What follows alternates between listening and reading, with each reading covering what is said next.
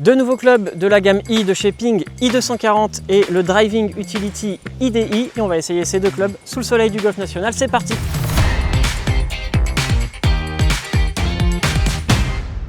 Allez, on commence par le fer I240. D'abord, il y a de l'élastomère qui a été inséré dans la cavité pour améliorer la tolérance et le toucher.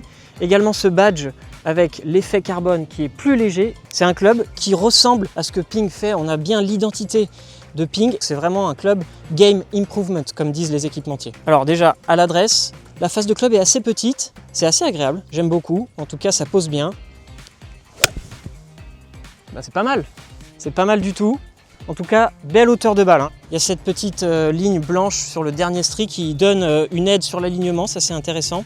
On va en taper une autre. Il y a ce petit effet trampoline, mais pas dans le mauvais sens du terme.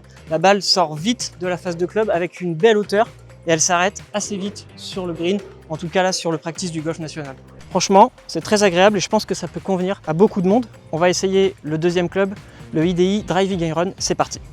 Alors ça c'est totalement différent, on est sur un Driving Iron, donc là c'est un fer 2, ça existe en fer 3 et en fer 4. C'est un club utility un peu entre le club hybride et le long fer.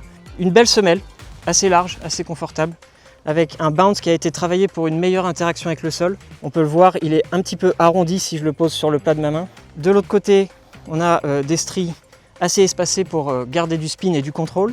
Et puis on a ce badge qui a été rajouté ici, qui est très joli, effet chromé comme ça, c'est très agréable, qui est censé réduire les vibrations au moment de l'impact. C'est vraiment un club qui est destiné à être joué sur le tee de départ et non pas sur le fairway ou dans le rough. Je sens que c'est simple à utiliser, donc ça peut correspondre à pas mal de monde. C'est vraiment très facile à poser, très facile à swinger, et en plus, le bruit et le feeling sont très agréables.